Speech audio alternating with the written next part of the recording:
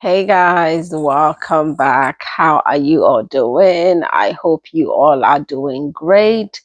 Welcome. My name is Justina. If you are new to my channel, you're welcome. Um Recently my grandma passed away and it has been overwhelming, if I must say.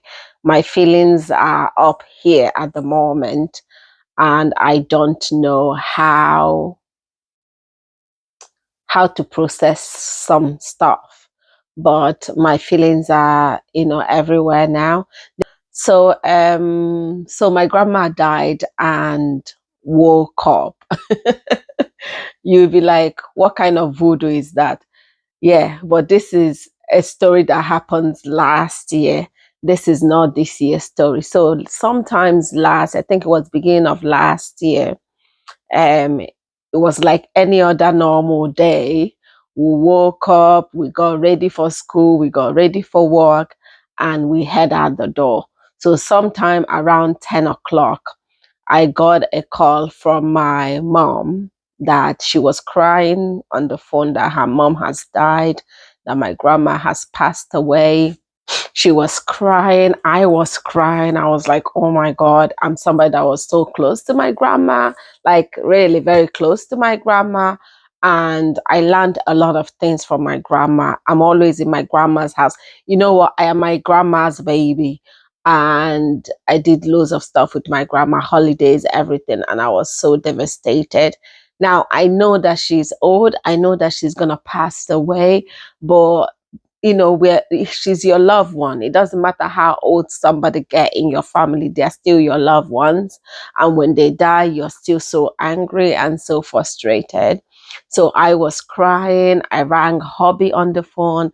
I was crying. I was like, my grandma has died. My grandma has died. And he was like, you know what, it's okay. It's okay. He was trying to console me. He was trying to calm me down. And he was like, are you sure you want to continue at work? Do you want to tell your manager you want to go home? I was like, no, no, no, it's okay. I better off here than at home because then I will be more lonely and sad. So my mom told me that she and her sister, at the time that she called me, she said she and her sister is going to my grandma's house. So let's say my grandma's village is Ogidi. My village is Nkwele Izinaka. Where my auntie is Onitsha. So I think they're meeting at some junction anyway. But from my village to get to my grandma roughly will be 30 minutes. Okay. So they're all getting ready to go, and I was crying.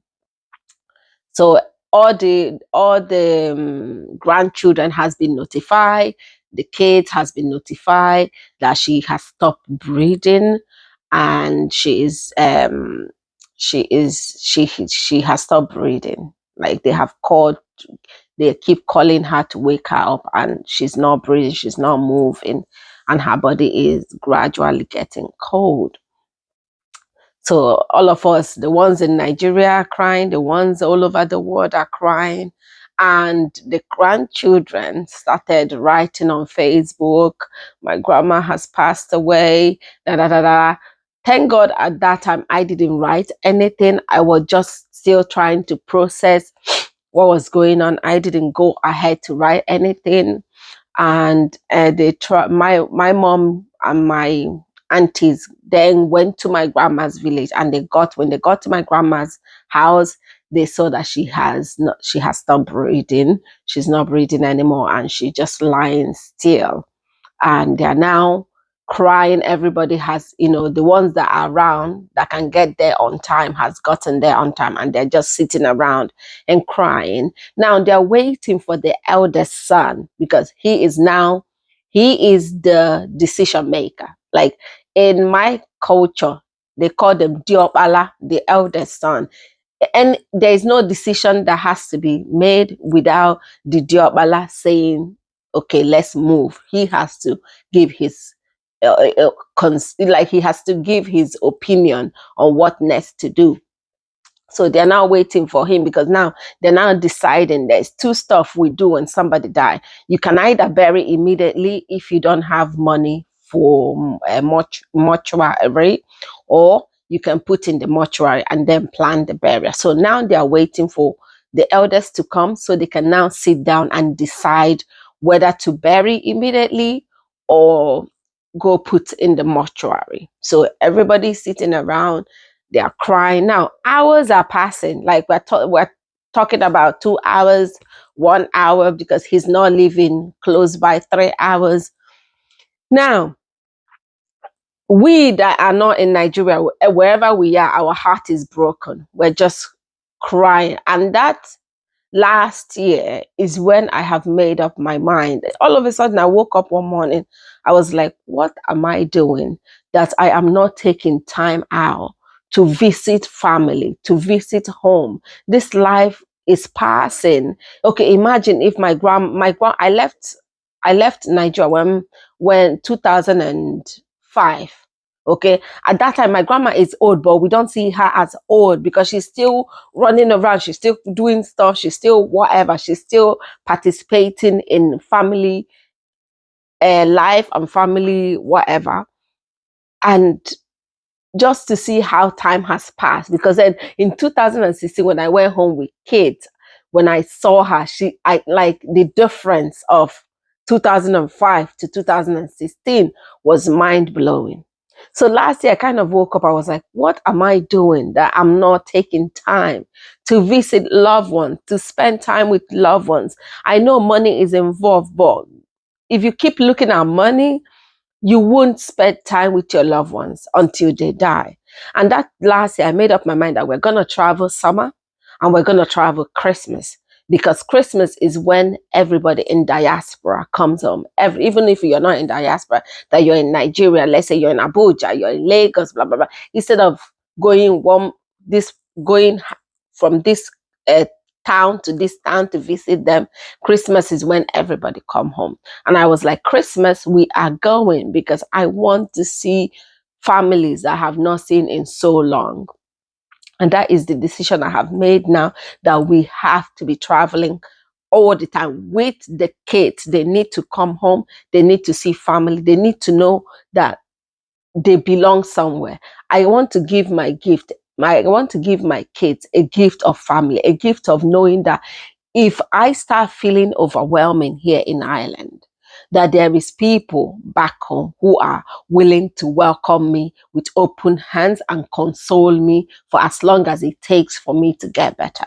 That is the gift I want to give my kids. And okay, that last year I made up my mind that we're going home, and I have booked a summer ticket and also booked Christmas ticket because I wasn't joking.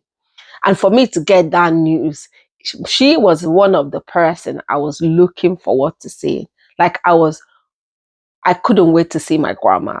Like I love this woman with all my heart. She is the best. And for me to get that news, I was like, oh my God, she couldn't wait for me to come with the kids. Because then the last time Killian saw my grandma, Killian was a baby. Killian was 1 year. My last child was 1 year. And he does not have any, we're talking about her, she does not know anything.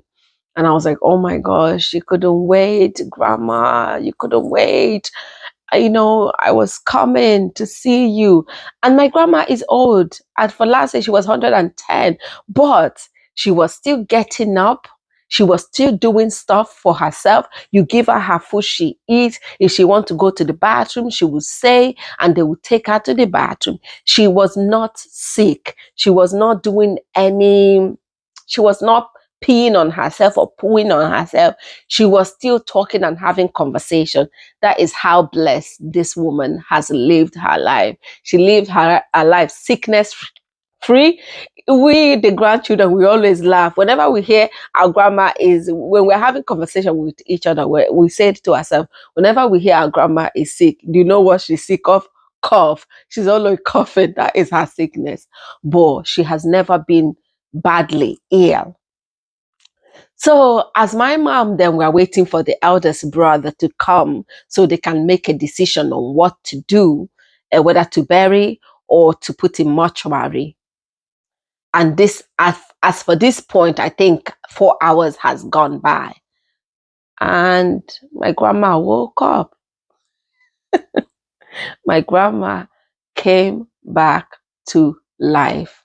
All of a sudden, she started breathing and then cough and then open eyes and then woke up. Now, we that is in diaspora, we're still crying. And all of a sudden, we got a call. My mom called. And when my mom called, I was, the news I was waiting to hear is the elder son has come and they have made a decision on what to do. But the news I got was, um, she woke up. I'm like, what do you mean she woke up? She has been dead for over 4 hours, and you're just saying she woke up. She said, yeah, that's what we saw. She just woke up and opened her eyes and started talking. I was like, Jesus Christ, what? This woman has been gone for 4 hours or more. And she woke up, and they have to call their eldest brother. They're still on the way, and say, hey, because he is coming from Lagos. And he was like, nobody should touch my mom until I get there. Nobody should do anything until I get there. And they're like, your mother has woken up, oh, and this man is almost half, let's call it 3/4 of the journey.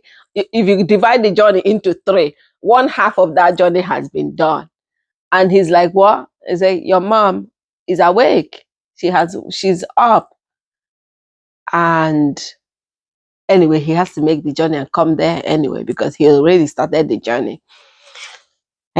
So the grandchildren, the ones that have wrote something on Facebook, everybody deleted it as fast as fast as they could. Like, they deleted it so fast. We that is in diaspora, like, what?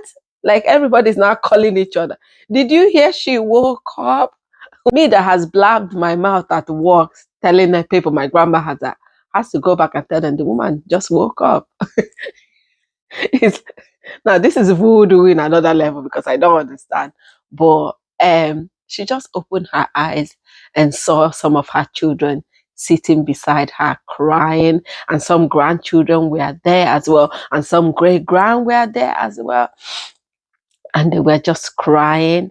And she asked them, why are you guys crying? She first of all said, all my children are here. And they said, yes, but Uncle Ikoibo is still coming on the way. That is the eldest son. And she looks around and she said, wow, what a blessing it is to have kids, to have people who will sit by you and cry when you're gone. And then she said, why are you crying? I have lived my life. I do not want you people to cry any day I decide to go.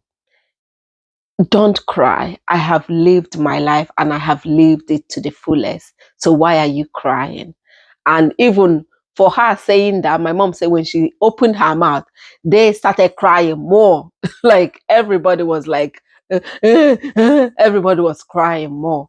And she was like, stop crying. I will have to go. But today is not the day, but I will go at some point. And that point was now. I try not to cry, because I know that she lived a well fulfilled life. The woman lived a life that anybody can dream of, 111.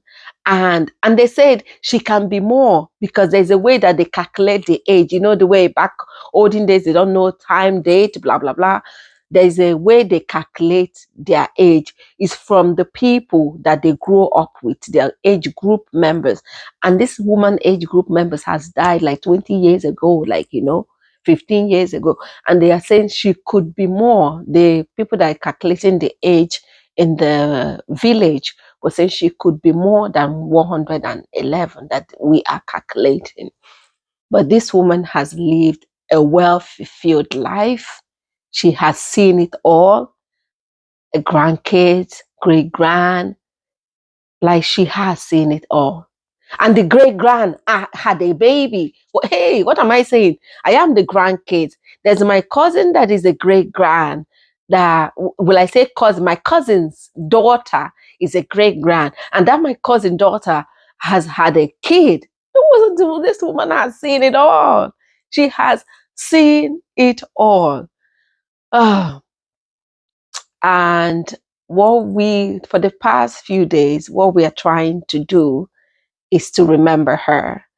Now she has now passed away.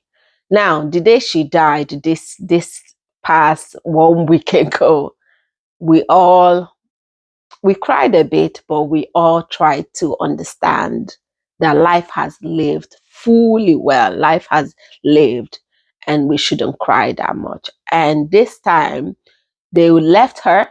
She died early in the morning, and they just laid her on the bed and left her till night, just to make sure. We're like, do not move my grandma to a mortuary, to any place.